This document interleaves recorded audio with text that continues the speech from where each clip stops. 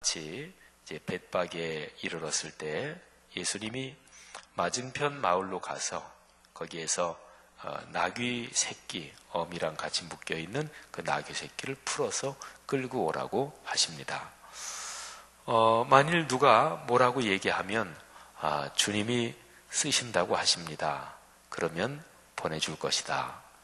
근데 이거는 이제 성서학자들이 이제 주석을 하기를 예수님이 미리 조치를 해 놓으셨을 것이다. 뭐 이렇게 생각을 하기도 하고요. 뭐 누가 자기네 집 나귀 풀어가는데 그냥 아무런 연락도 안 되는데 주님이 쓰십니다. 그런데 그냥 줄 사람이 별로 없겠죠. 그리고 또 하나는 여기서 주가 쓰시겠다. 그 얘기는 예수님이라는 얘기죠. 근데 예수님에 대한 소문은 그 당시에 마지막에 예루살렘으로 들어가실 그 즈음에서는 워낙 넓게 소문이 퍼져 있었을 것입니다. 그리고 예수님을 따르는 사람들도 굉장히 많이 있었을 것입니다. 그래서 어떤 성서학자들은 꼭 미리 어떤지 연락을 해놓은 게 아니고 그냥 예수님께서 그렇게 제자들을 보내셨고 그리고 제자들이 그렇게 얘기하니까 예수님을 따르는 사람들이 워낙 많아졌기 때문에 그래서 그게 가능했을 것이다. 뭐 이렇게도 해석을 합니다. 자, 어쨌든 그거는 뭐 그렇게 많이 중요하진 않습니다. 중요한 것은 예수님께서 나귀의 어린 새끼를 타셨다. 이 점이 중요합니다. 구약성경 스가랴서 9장 9절에 보면 오늘 여기 말씀한 21장 5절 말씀이 스가랴 9장 9절을 인용한 것입니다. 내 왕이 내게 오신다. 그런데 그분은 겸손해서 나귀를 타셨는데 그런데 나귀 중에서도 어린 새끼를 타셨다. 이게 스가랴서에 나와요. 그러니까 스가랴서에서 메시아가 오실 때 그때에 그분이 이스라엘 예루살렘 성으로 들어오시면 메시아가 오시는 때에 겸손하셔서 나귀를 타셨다. 그런 거죠. 여기서 중요한 것은 겸손이라는 단어입니다. 예수 그리스도의 인격과 인품에서 아주 두드러진 몇 가지를 우리가 배울 수 있는데 그 중에 하나가 겸손입니다.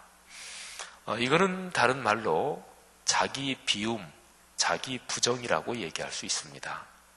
예수님은 맨 마지막에 예루살렘으로 올라가시면서 당신의 십자가 사건을 예고하시죠. 그러시면서 예수님은 아무든지 나를 따라오려거든 자기를 부인하고 자기 십자가를 지고 나를 따라야 한다. 자기 부인에 대해서 이야기를 하십니다. 자기 부정. 그리고 빌립보서 2장에서는요. 사도 바울이 성령의 감동으로 예수님에 대해서 기록하기를 너희 안에 이 마음을 품으라.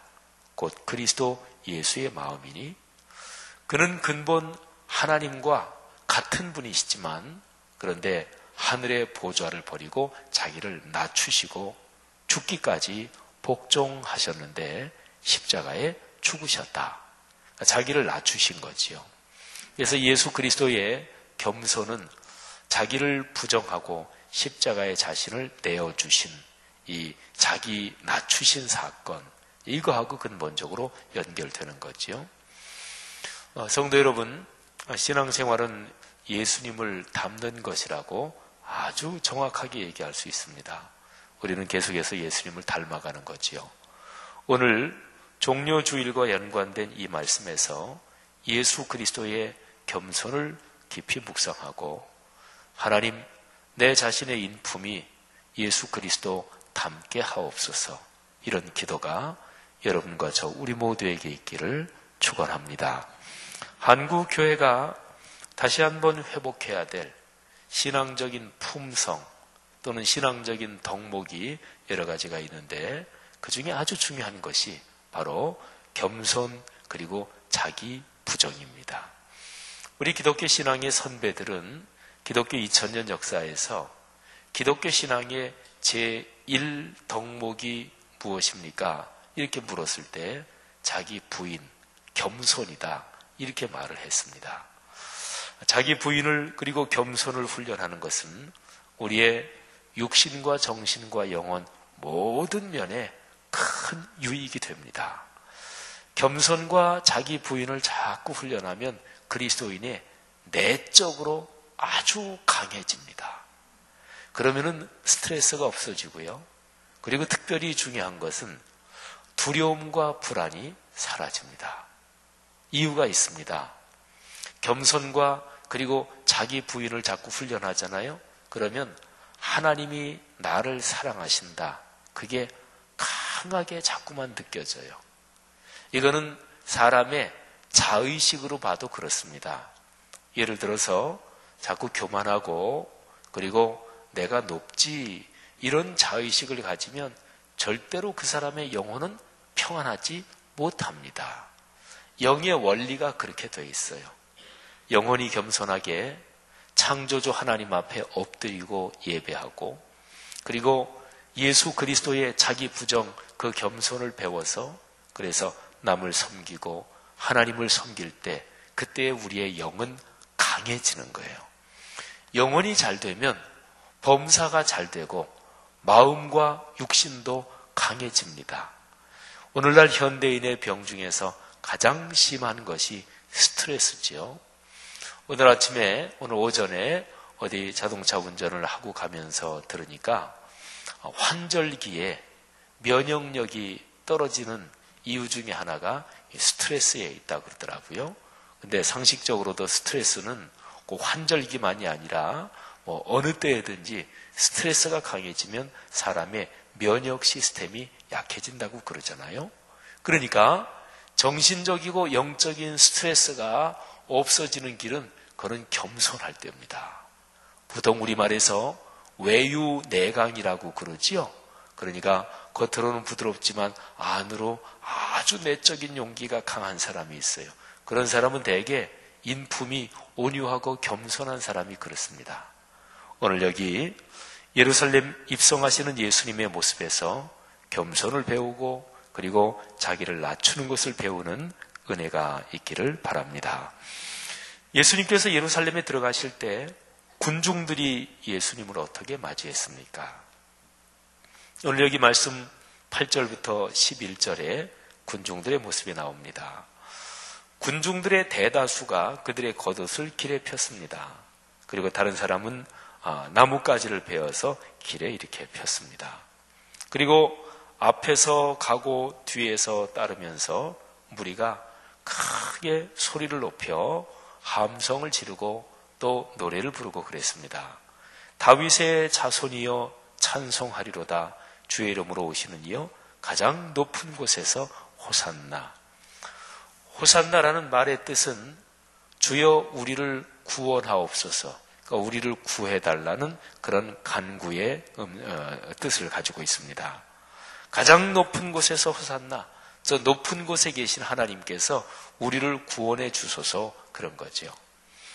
근데 군중들의 이 열광적인 환영이 얼마나 컸는지 10절 말씀에 보면 예루살렘에 들어가셨는데 온 성이 소동했다, 이렇게까지 기록하고 있습니다. 예수님에 대해서 100% 다 아는 건 아니었을 테니까 모르는 사람들이 저 사람이 누구길래 이렇게 사람들이 열광적으로 환영하는가.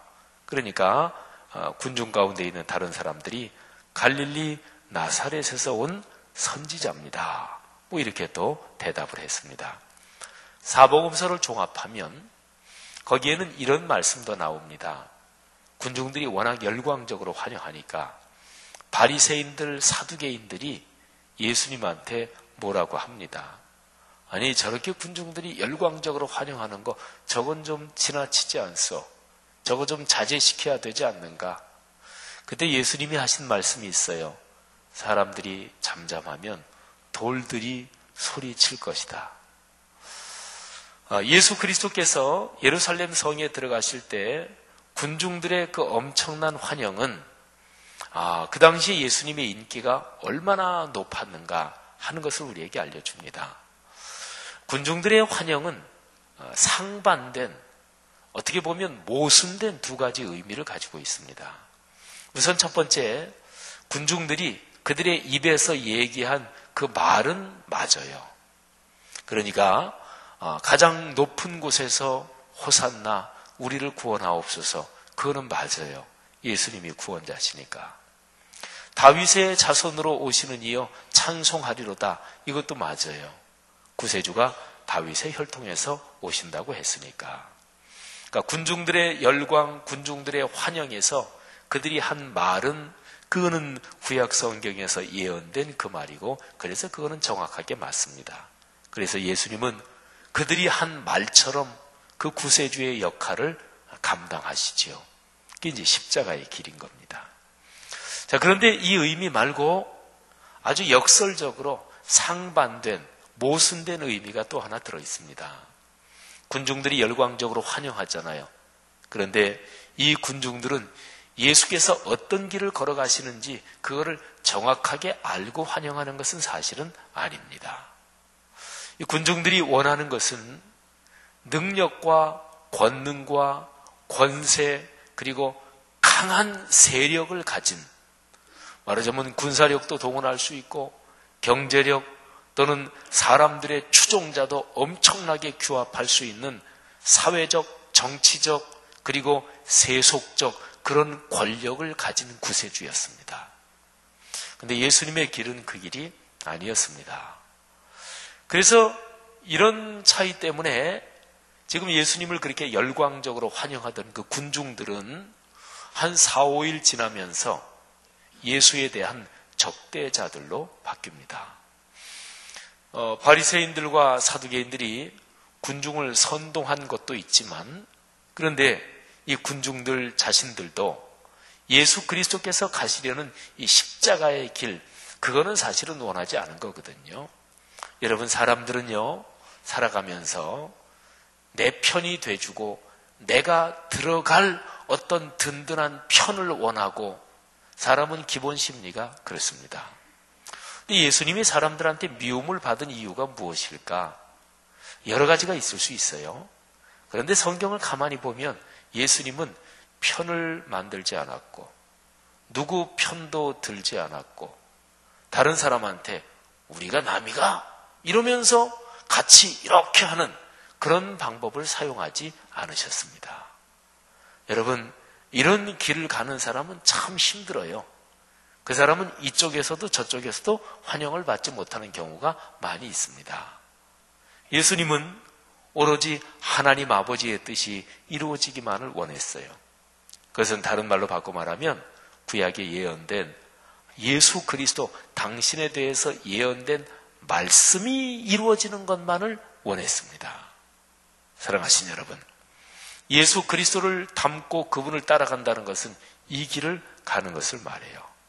이거는 다른 말로 말하면, 편을 꼭 말한다면 모든 사람이 다 한 편입니다.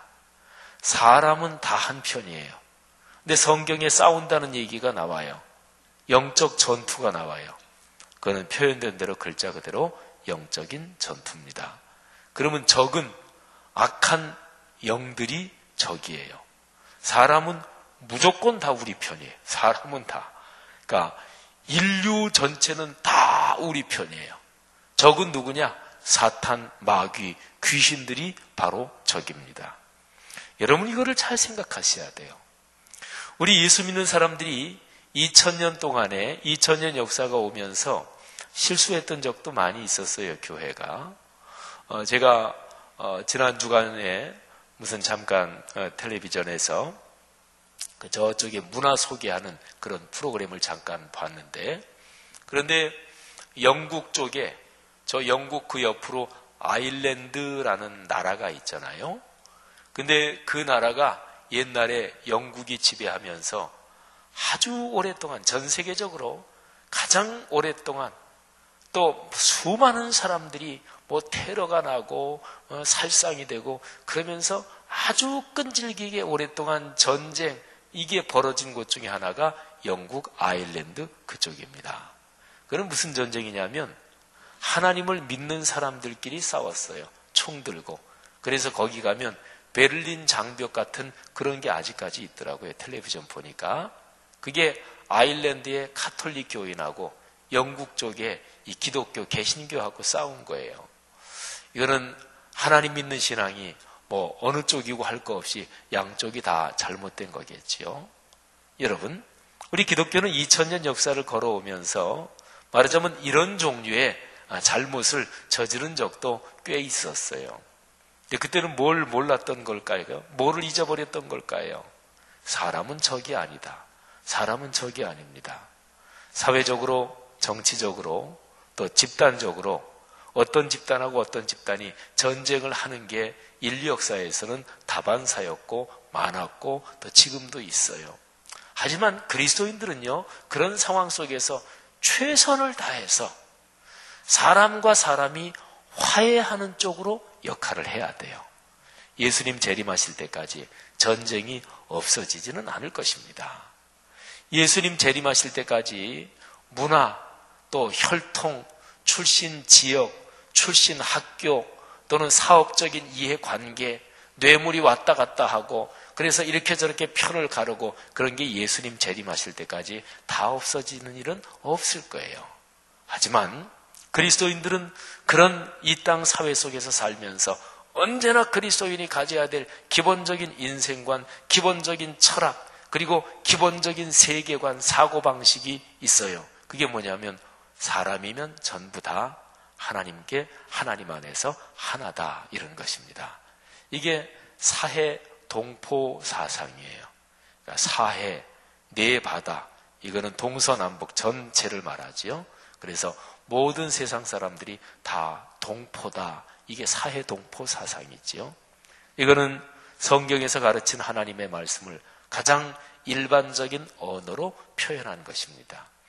그래서 이 세상에는 그 사람이 명시적으로 나는 예수님을 믿습니다. 이렇게 기독교인은 아니지만 다른 종교인들 가운데 또는 종교를 안 가진 사람들 가운데 자기 인생의 기본 철학이 세계 평화, 모든 사람이 한 동포의 형제다. 이런 깨달음을 꽤 깊이 얻은 사람들이 많이 있어요. 뭐 시인들 가운데 또는 가수들 가운데도 있고 그런 분들은 귀한 분들이에요.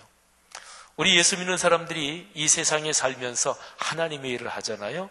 그런데 하나님의 일을 할 때 그런 사람들은 같이 연대해서 일해야 돼요. 예수 믿는 사람들이 그 사람들 구원 못 받은 사람들이야 같이 일하면 안 돼.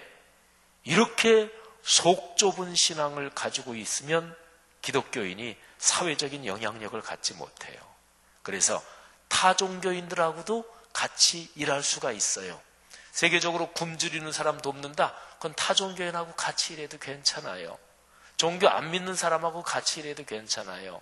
우리 지역사회에 이제 매년 하는 꽃처럼 아름다운 그거는 지역에 우리 성수이가 삼동 상가 번영이랑 같이 일하고 그러잖아요. 그 사람들 중에 예수 안 믿으시는 분들 많잖아요. 근데 우리가 사는 지역사회를 아름답게 만드는 거잖아요. 예수 안 믿는 분들하고도 같이 일하는 훈련을 해야 돼요. 심지어는 타종교인들하고도 같이.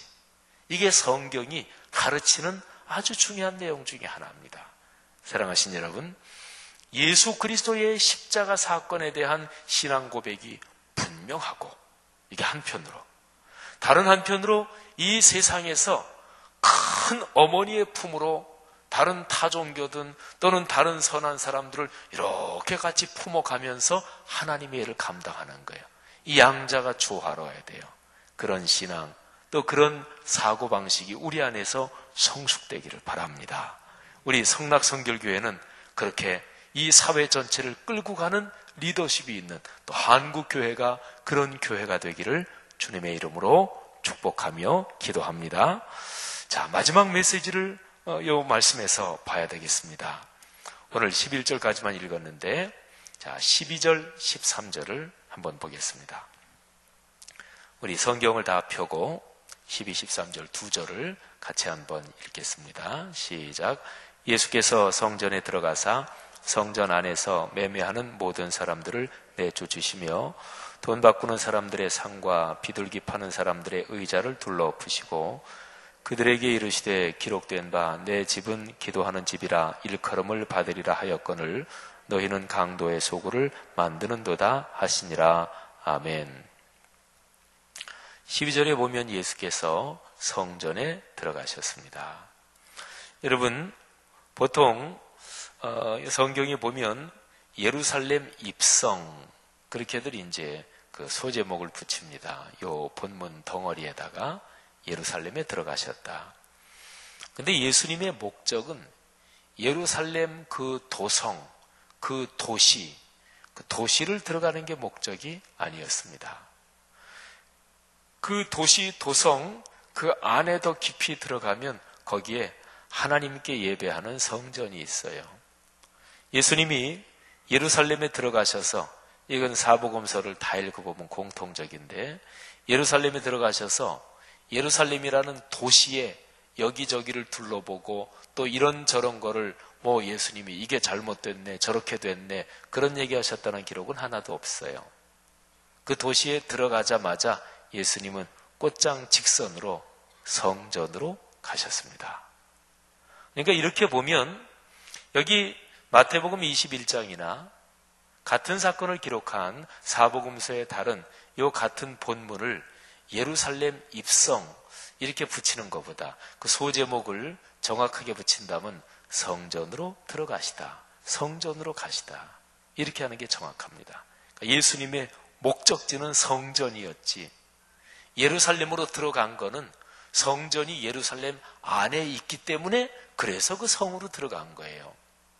만일에 성전이 예루살렘 안에 안 있었다면 예수님이 그래도 예루살렘은 수도니까 거기 좀 잠깐 들렸다가 다시 나와서 그래서 성전 갔을까요? 아닙니다. 거기는 들어가지도 않았을 거예요. 예수님의 목적은 성전이었습니다. 이 점이 중요합니다. 그러니까 종료주일 이 성서 본문을 읽으면서 우리가 중요하게 생각해야 될 점이 바로 이 점입니다. 성전에 들어가 보시니까 상황이 어때요? 강도의 소굴이 되어버렸습니다. 성전은 원래 뭐 하는 집이어야 된다고요? 기도하는 집이어야 된다고요. 하나님의 말씀을 듣는 집이어야 된다고요. 여러분, 성경에서 기도 이게 나오면 거기에는 말씀이 이미 들어가 있다 이렇게 생각하시면 되고, 말씀 이 얘기가 나오면 이미 거기에는 기도가 들어가 있다 이렇게 생각하시면 돼요. 성경에서 말하는 기도와 말씀은 언제나 하나예요. 내 집은 기도하는 집이고 내 집은 말씀을 듣는 집이고, 그런데 그게 강도의 소굴이 됐다고요. 여러분, 오늘날 교회가 좀 못난 모습에 대해서 좀 이렇게 얘기할 때 그래도 하나님의 교회인데 너무 심하게 얘기하면 안 좋지 않느냐. 근데 예수님한테 물어보세요. 예수님처럼 심하게 얘기하시는 분이 없어요. 예수님은 들어가서 강도의 소굴이구나 이렇게 말씀하셨어요. 너무 지나친 거죠. 그렇게 들리지요.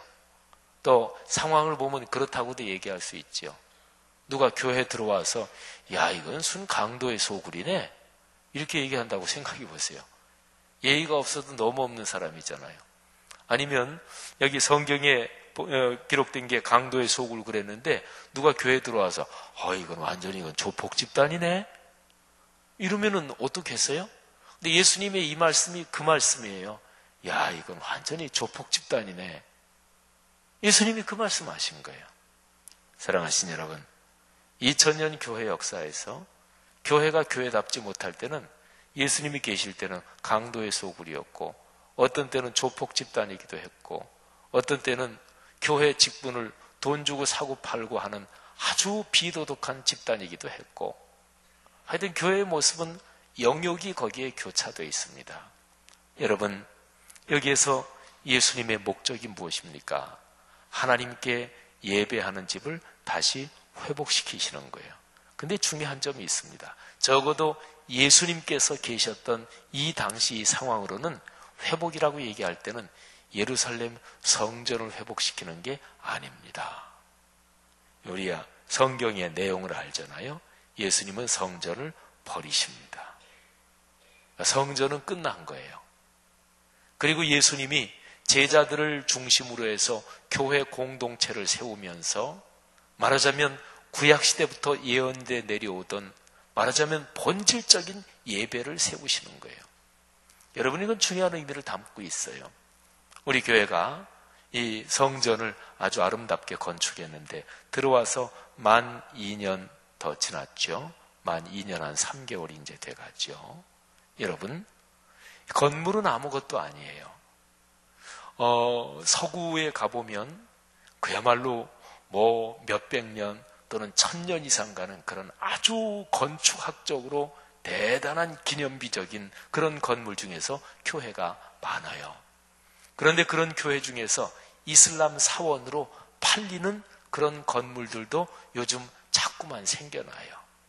안에서 하나님 믿는 사람은 없고, 뭐 교회라는 게 성도들의 헌금으로 재정적으로는 그렇게 운영되는데 예배 나오는 사람이 없으니까, 그러니까 이슬람이 오일 달러가 대단하니까 영국 같은 데는 이슬람 사원으로 자꾸 팔려요. 참 큰 문제 아니겠어요? 그러니까 건물이 중요한 게 아니라 제가 우리 교회 성전 지을 때 계속 강조했던 것처럼 말씀의 성전이 우리 성도들 개개인 마음속에 삶 속에 지어지는 게 중요한 거예요.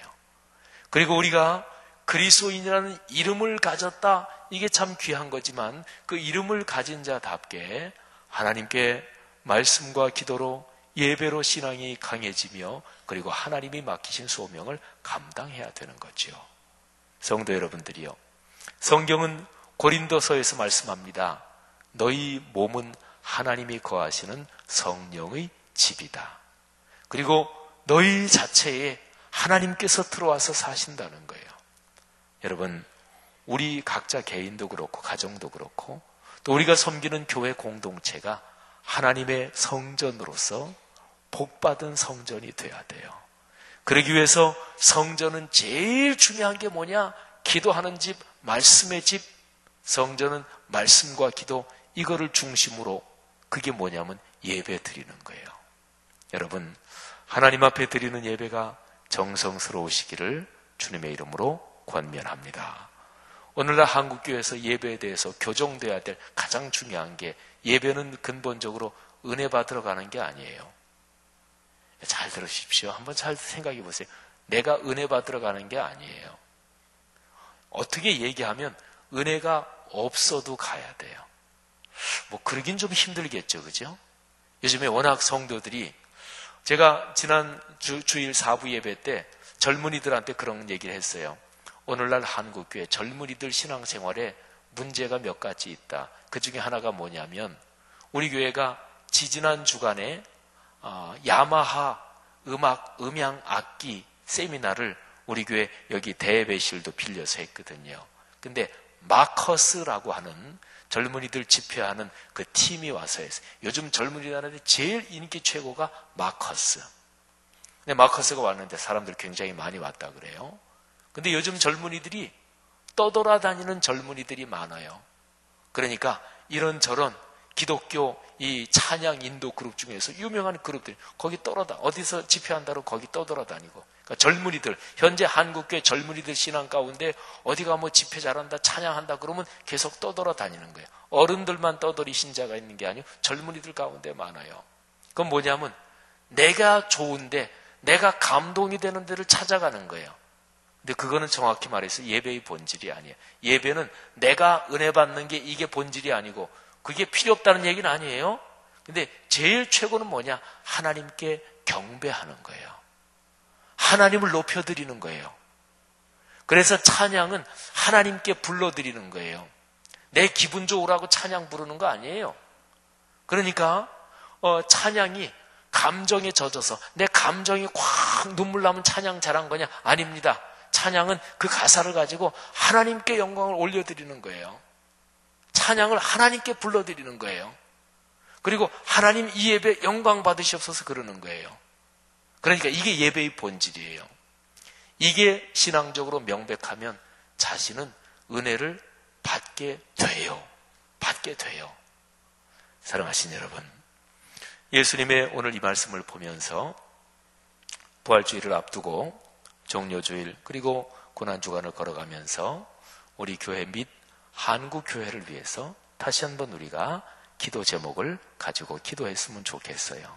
하나님, 한국교회의 모든 교회들마다, 모든 성전 예배당들마다 말씀과 기도가 회복돼서 하나님께 진정으로 영과 진리로 예배하게 하옵소서. 그리고 내 자신이 말이지요.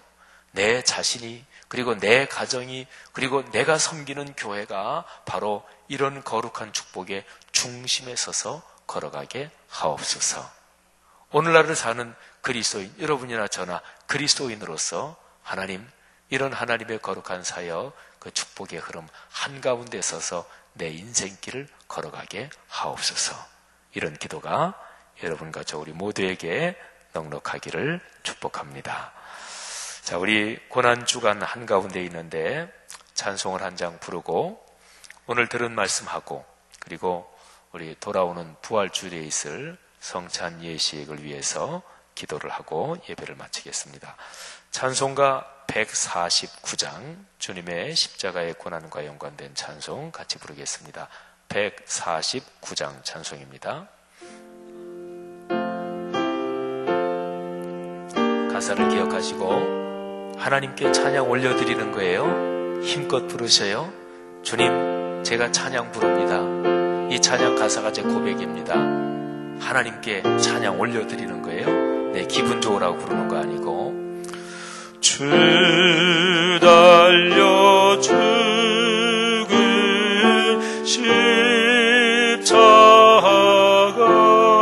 십자가 우리가 생각할 때에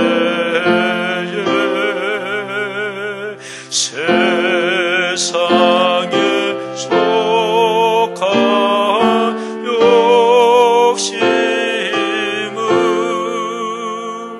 헛된 줄 알고 버리네.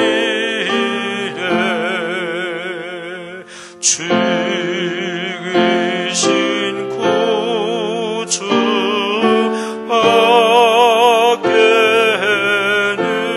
밖에는 사랑을 말게 하소서.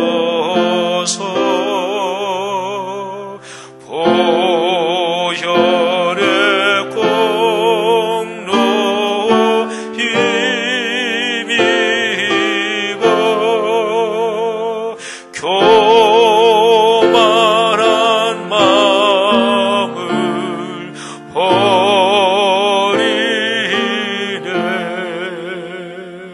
못 박힌 손 보니 큰 자비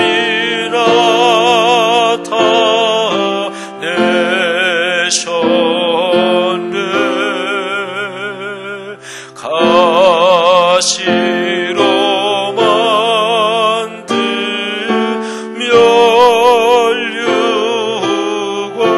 멸류관 우리를 위해 쓰셨네.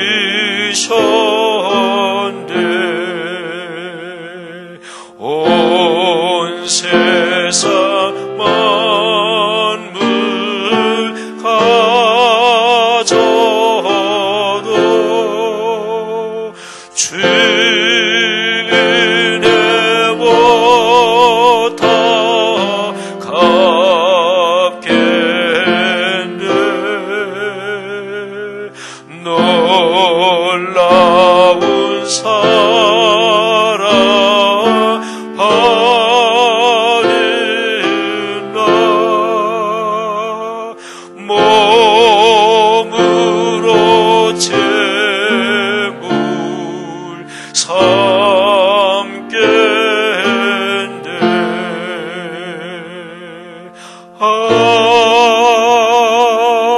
아멘. 우리 세 번 기도 제목을 놓고 공동으로 합심해서 기도하겠습니다. 첫 번째 기도 제목입니다. 오늘 들은 설교 말씀을 가슴에 끌어안고 기도하겠습니다. 말씀을 들은 뒤에 바로 이어서 하는 기도는 그 말씀에 도장을 찍는 기도입니다. 내 도장을 찍어야 내 것이 되잖아요. 특별히 말씀을 들으면서 내 마음에 다가온 말씀, 격려의 말씀도 좋고 찔림의 말씀도 좋고 새로운 도전의 말씀도 좋고 다가온 거는 하나님이 나에게 주신 거예요. 그때 붙잡아야 돼요. 예수님이 씨 뿌리는 자의 비유 말씀하신 거 기억하시지요?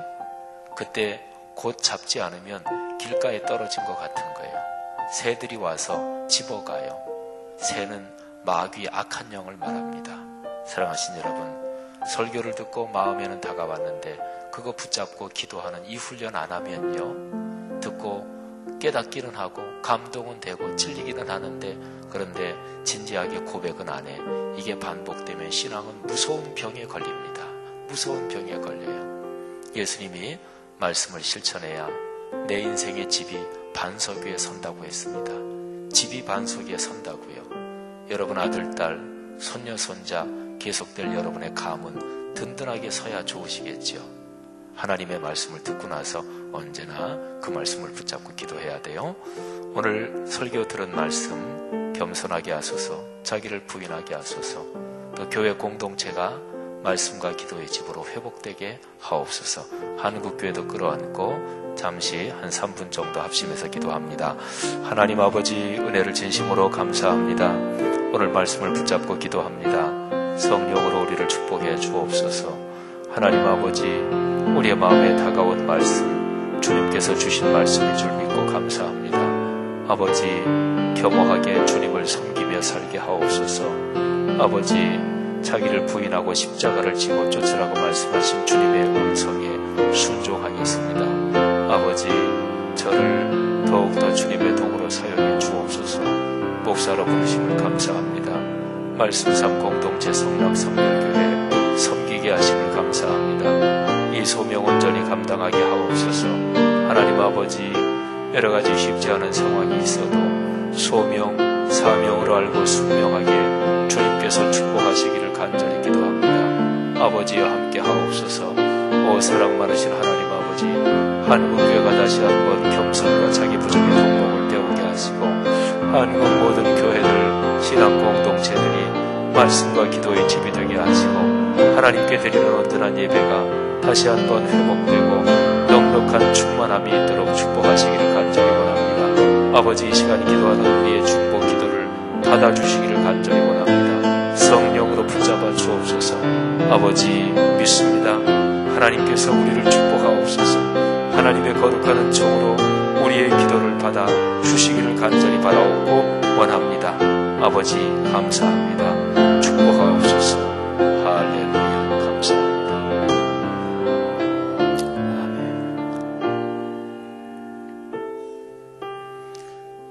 아멘. 성찬식을 위해서 우리 2번 공동으로 기도하겠습니다.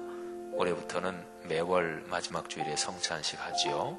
그래서 우리 목사님들, 장로님들, 또 예배 부원들, 그렇게 해서 배종위원들, 또 모든 것을 1년 동안 봉사할 사람을 다 정했고 자리도 딱 정했습니다.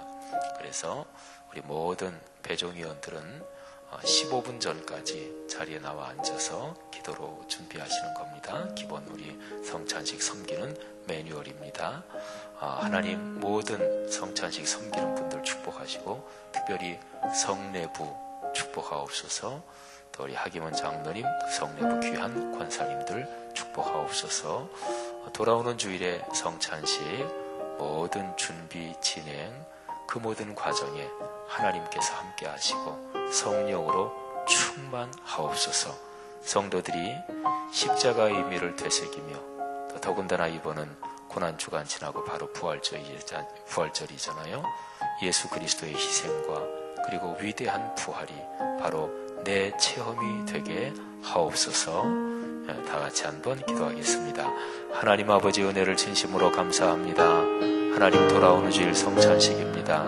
아버지께서 저희를 축복하시기를 원합니다. 목사님들, 장로님들, 예배 부원들, 그리고 성례 부장님과 모든 성례 부원들, 또 성가대, 하나님 모든 성찬식 관계자들을 축복해 주옵소서. 정성을 다해 섬기게 도와주시기를 원합니다. 하나님 아버지, 예배 전에 시간에 나와서 겸허하게 기도로 준비하게 하시고 하나님 축복하며 기도로 소명을 감당하도록 아버지께서 축복해 주시기를 간절히 기도합니다. 사랑이 많으신 아버지 하나님 지키시고 이끌어 주시기를 간절히 기도합니다. 주여 축복하옵소서. 주여 역사하옵소서. 하나님 아버지 예수 그리스도의 십자가에 돌아가심과 그 부활이 나의 사건이 되게 하시고 나의 능력이 되게 하옵소서. 하나님 나를 위해서 십자가에 달리신 주님 다시 한번 이번 주일의 성찬식을 통해 그 사건을 회상하며 기억하고 기념하며 다시 한번 성령 우리를 축복하시는 주님의 축복을 경험할 수 있게 하시기를 주님 간절히 원합니다. 할렐루야. 축복하옵소서. 역사하시기를 원합니다. 감사합니다.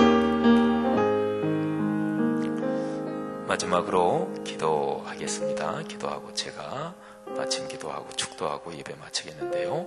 마지막 기도는 이번 주일에 성찬 예식을 통해 치유의 경험이 있게 하옵소서. 전인적인 치유가 있게 하옵소서. 그렇게 기도하십시다. 몸의 질병도 치유받게 하옵소서.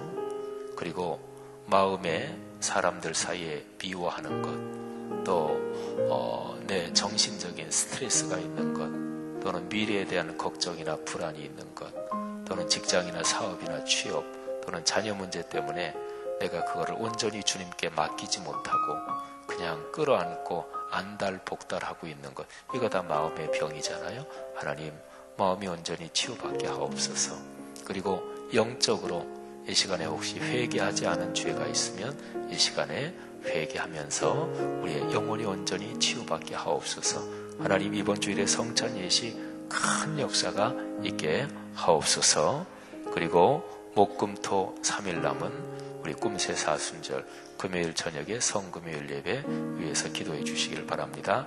다 같이 마지막으로 통성으로 기도합니다. 하나님 아버지 은혜 진심으로 감사합니다. 하나님 아버지 돌아오는 주일의 성찬 예식을 통해 특별히 우리가 온전히 치유받기를 원합니다. 하나님 육신의 질병 때문에 고통당하는 성도님들 돌아오는 주일에 떡과 포도즙을 통해 하나님 주님의 십자가의 사건을 기념할 때 하나님의 성령께서 역사하셔서 치료받는 역사가 있게 하옵소서.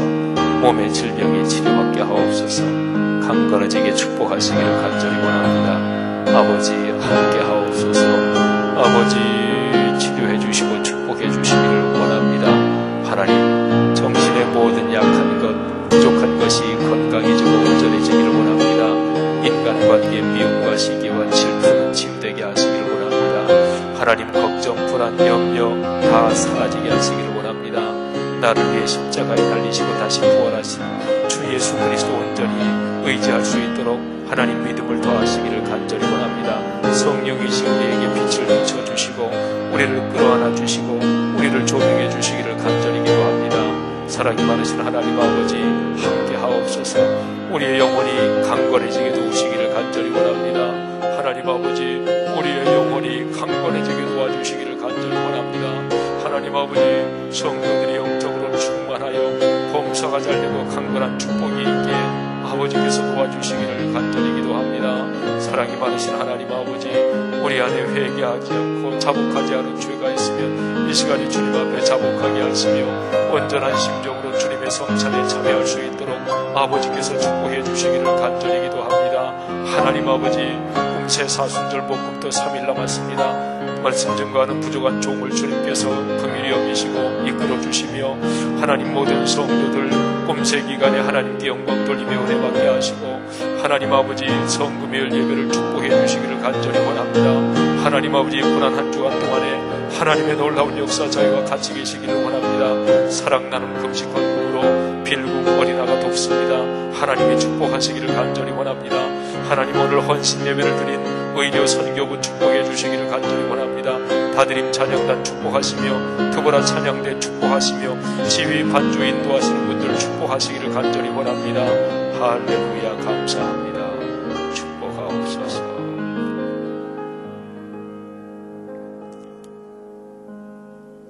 하나님 아버지 2013년의 고난 주간을 우리가 걷고 있습니다. 아버지, 오늘 수요 예배에 함께 하신 주님을 찬양합니다. 하나님께서 영광 받으신 줄 믿습니다. 또 우리에게 은혜 주심을 감사합니다. 하나님, 이 귀한 말씀 삶 공동체, 가정마다, 가문마다 또 한 분 한 분 하나님이 더 크게 사랑해 주시고 끌어안아 주시고 성도들의 영혼이 강건하게 하시고 정신이 건강하게 하시고 그리고 물질, 경제, 사회적인 활동에서 넉넉하게 복이 넘치게 하옵소서. 가정 가문이 갈수록 번창하게 하옵소서. 내가 너로 큰 민족을 이루고 내게 복을 주어 내 이름을 창대하게 하리니 너는 복이 될지라. 창세기 12장 2절의 말씀이 우리 귀한 성도들에게 주시는 축복의 말씀인 줄 믿습니다. 하나님, 우리가 중보 기도한 모든 제목 응답된 줄 믿습니다. 내일 모레 글피 3일 동안 꿈새 사순절 더 있습니다. 축복의 걸음 될 줄 믿습니다. 성금요일 예배를 특별하게 축복해 주시고 또 준비하는 목회자들 또 우리 평신도 지도자들 축복해 주옵소서. 이제는 예수 그리스도의 은혜와 하늘아버지의 사랑하심과 늘 함께 하시는 성령 하나님의 그 자상하신 동행하심 위대한 축복이 하늘 백성 머리머리 위에 그리고 오늘의 세계 위에 지금부터 영원까지 같이 계시기를 축원하옵나이다. 아멘.